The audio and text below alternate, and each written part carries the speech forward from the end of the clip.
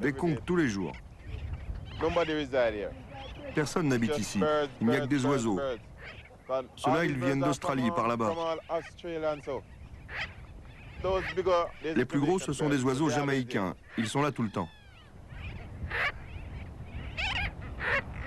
Les conques, c'est un peu le caviar des Caraïbes. À tel point que dans presque tout l'archipel, les fonds ont été ratissés. Sauf ici, à 80 000 au sud de Kingston. Le banc de Pedro est le dernier grand banc de conques des Caraïbes, comme une réserve d'or au fond d'une mer d'émeraude. Une fois qu'on les avait pêchés, on les mettait ici et on empilait des pierres tout autour pour les garder pendant plusieurs jours ou plusieurs semaines, jusqu'à ce que les bateaux viennent en fait. Depuis quelques années, les bateaux ne viennent plus chercher les conques ici. Les règles du marché ont changé et les pêcheurs locaux ne font plus partie du jeu.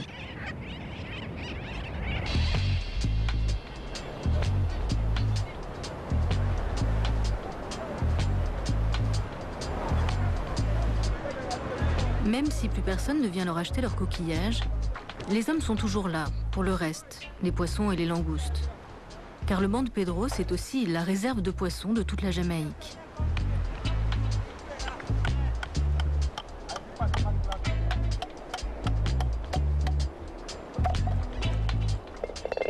Quand ils ramènent des conques, ce n'est que pour leur repas, mais ils prennent quand même les choses avec philosophie. De toute façon, ils ont bien plus de chances de s'en sortir ici que sur la côte jamaïcaine.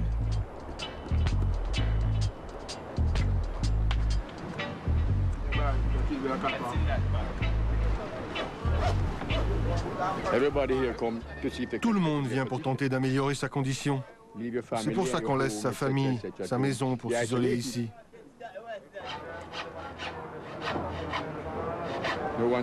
Personne ne reste toute l'année. On passe en général 1 ou 2 mois avec notre famille et puis on revient 1 mois ou 2.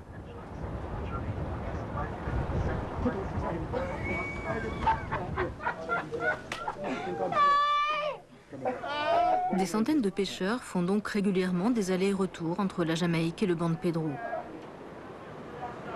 La vie y est plutôt tranquille. Chacun a son espace, sa propre maison qu'il retrouve à son retour sur l'île. Chacun vit à son rythme, sans stress et sans contrainte.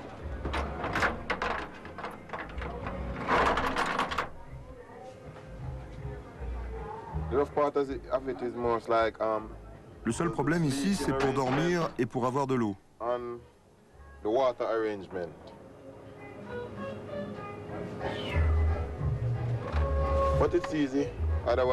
Mais sinon, c'est facile.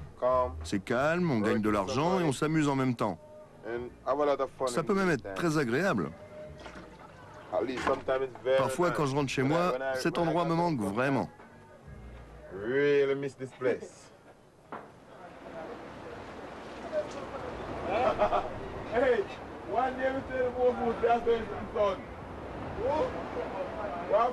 Le temps s'écoule doucement avec tout ce qu'il faut pour survivre. Du travail, de quoi manger, de quoi boire, des boutiques, des bars et aussi des femmes. Mais les conques, c'était la promesse d'un avenir meilleur. Depuis qu'on ne les pêche plus, la petite vie locale manque un peu de piment.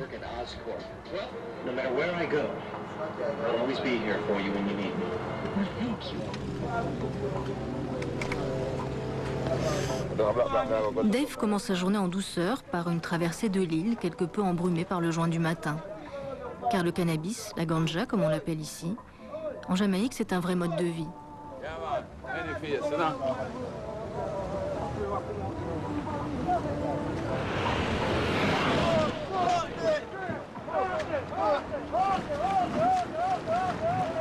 Comme beaucoup d'ex-pêcheurs de conques, Dave a dû se reconvertir dans la chasse sous-marine. Mais c'est bien moins rentable et c'est surtout plus dangereux.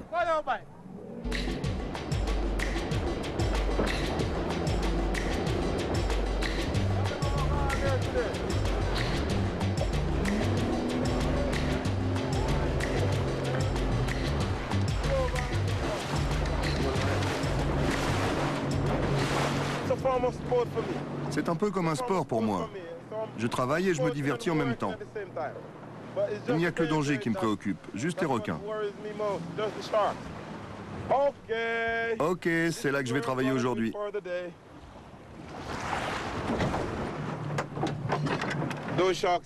Les requins ont très faim. Ils vont vouloir les poissons qu'on a tués. Et on est là pour les défendre.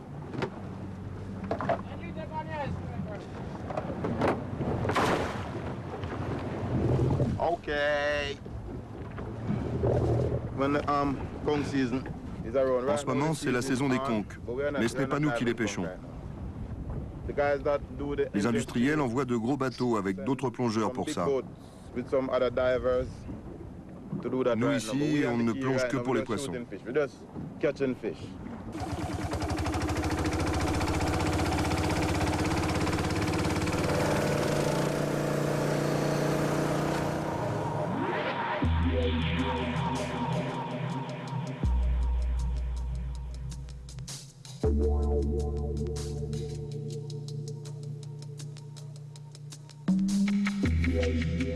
En fait, tout a commencé en 98, très loin d'ici, à Bruxelles, quand l'Union européenne, le principal marché d'exportation des conques, a durci ses normes sanitaires.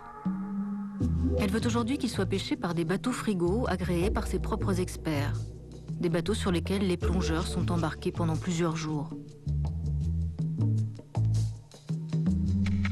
Les pêcheurs des îles et leurs barques à moteur n'ont plus leur place dans le nouveau système. Alors sous l'eau, ils doivent composer avec les requins qui patrouillent dans la zone.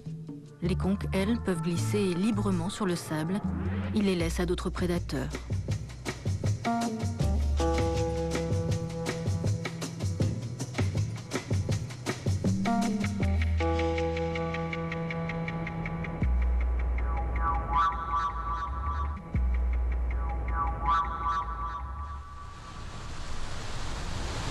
À 60 000 de là, sur la côte sud de la Jamaïque, le Lady Kim, un de ces fameux bateaux frigos, vient d'arriver à quai après 10 jours de mer. Les hommes qui en descendent, ceux qui travaillent à bord, sont tous de Saint-Domingue.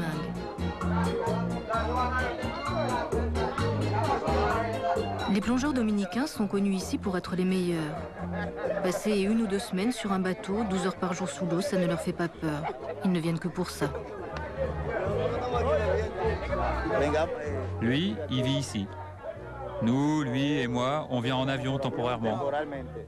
On nous fait venir quand la saison de pêche ouvre et on repart quand elle est finie. C'est comme au baseball, ça marche par saison. Comme au football aussi.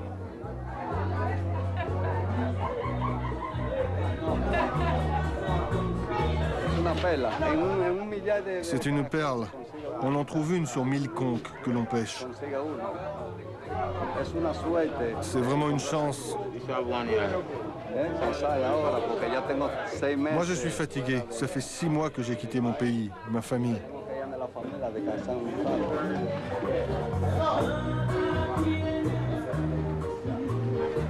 Morning, gentlemen. How are you this morning? Everything all right? Sur le Lady Kim, ce n'est pas encore l'heure de la détente. Avant de décharger, il faut passer le contrôle sanitaire. C'est un expert du gouvernement qui s'en charge.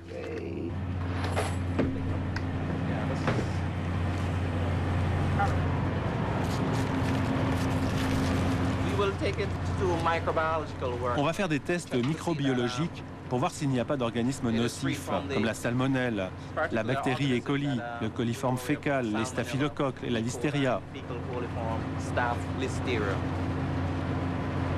Ça fait partie de notre réglementation. Et puis ça fait aussi partie des exigences de l'Union européenne. C'est une condition pour qu'on puisse exporter là-bas.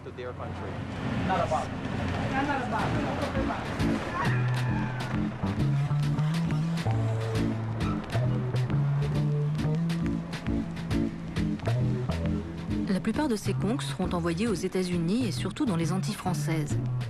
Alors quand une télévision vient de France pour filmer le déchargement, on ne plaisante pas avec les normes sanitaires.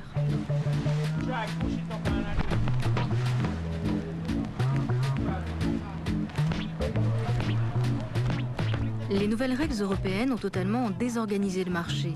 Un très gros marché puisqu'il pèse 15 millions de dollars. Et l'un des exportateurs a sauté sur l'occasion pour tenter de se l'approprier. C'est Frank Cox, cet homme debout sur le quai accroché à son téléphone. C'est à lui que la cargaison du Lady Kim est destinée. Depuis 5 ans, il fait la loi sur le marché.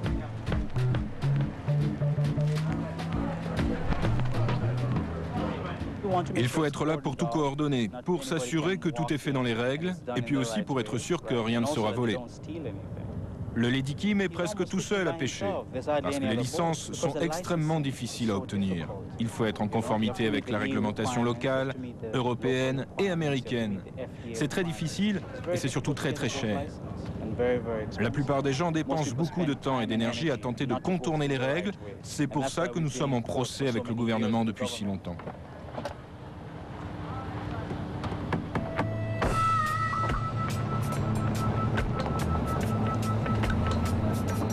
Depuis 1998, Frank Cox joue les justiciers du marché. L'homme qui fera respecter les règles envers et contre tous. Avec ses procès à répétition, il a presque paralysé le business. La pêche n'a pas ouvert pendant presque 2 ans. Des milliers de personnes se sont retrouvées au chômage et ses concurrents ont été mis sur la touche.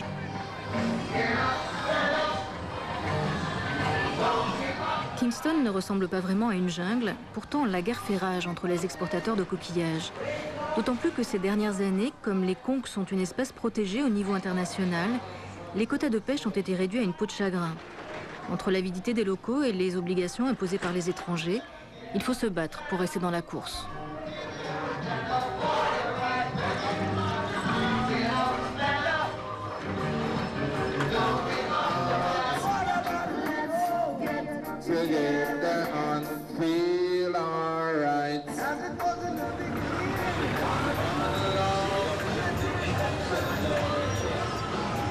Au nord de la ville, ce bâtiment qui ressemble à une prison, c'est l'usine de Frank Cox, la seule usine de conditionnement qui fonctionne encore pour l'exportation. Il a désormais le monopole.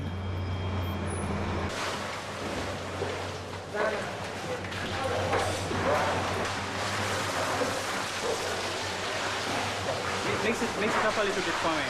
All right? Temperature is too high.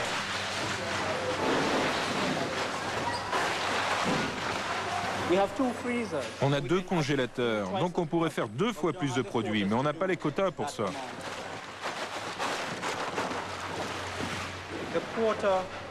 Les quotas ont commencé à 2000 tonnes, un peu plus, en 1992. Aujourd'hui, ils sont de 500 tonnes. On a perdu 75% de notre production.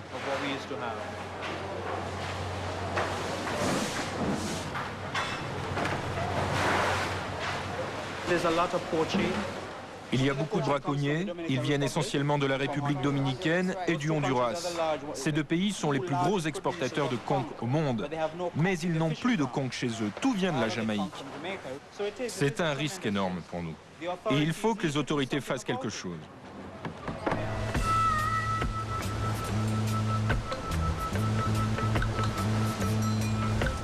Les braconniers venus des pays voisins, eux aussi, profitent largement du blocage actuel, puisqu'ils ne respectent de toute façon aucune règle. Ils n'ont pas non plus grand-chose à craindre des autorités jamaïcaines. Les gardes-côtes qui patrouillent sur le banc de Pedro n'ont pas réellement les moyens de garder efficacement leur trésor sous-marin.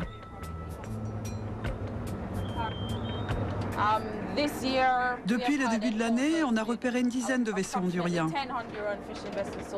Beaucoup nous ont échappé. La semaine dernière, on en a arraisonné un ici.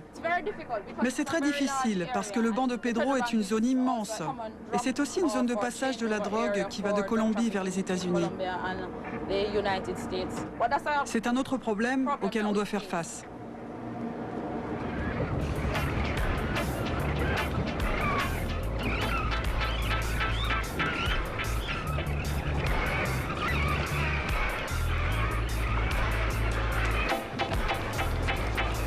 Décidément, dans cette guerre des coquillages, personne ne se soucie vraiment des pêcheurs du banc de Pedro.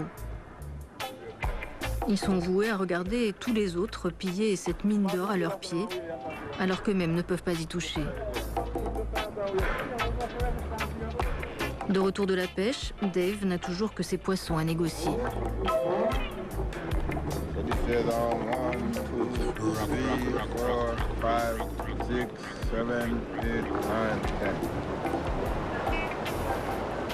Ce ne sont pas des violents, mais la situation est quand même de plus en plus difficile à accepter. Watch it!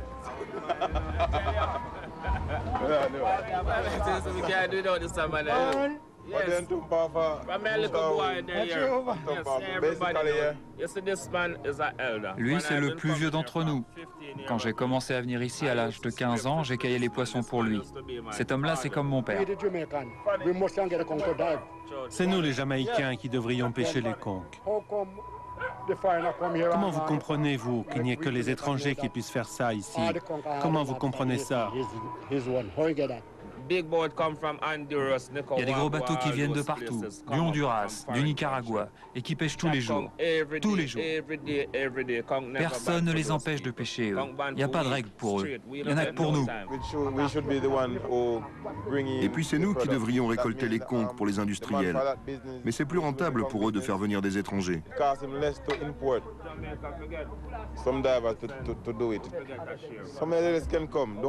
C'est pas un problème que ce soit des étrangers, mais ils ne peuvent pas venir ici et tout garder pour eux. S'il y a un gâteau et qu'on est tous autour, il faut que chacun puisse y goûter. Et si je n'ai pas une part de ce gâteau, je vais mourir de faim.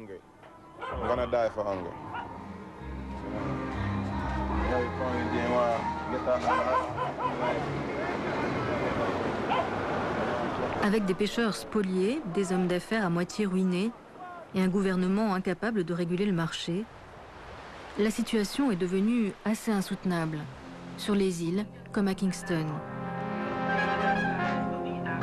Et elle a fini par se retourner contre celui que beaucoup désignent comme l'homme par lequel le malheur est arrivé. Comme souvent en Jamaïque, ce sont les balles qui ont parlé. Un matin de juin, Frank Cox a été attaqué par un inconnu juste devant la porte de son usine. Un homme à vélo a ouvert le feu sur lui. 8 balles dans la poitrine, à bout portant. Il s'en est sorti par miracle.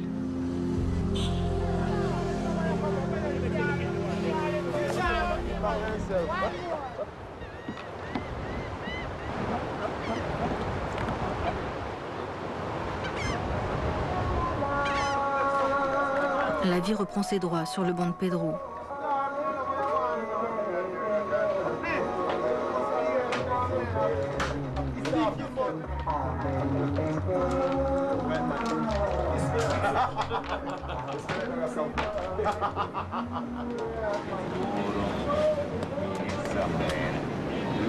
Les pêcheurs sont toujours aussi philosophes.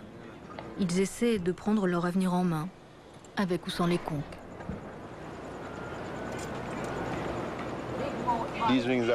Ces bagues, c'est comme un placement pour le futur. Je suis en train de construire une maison pour moi, et quand j'arriverai aux portes, chacune de ces bagues servira à acheter une porte.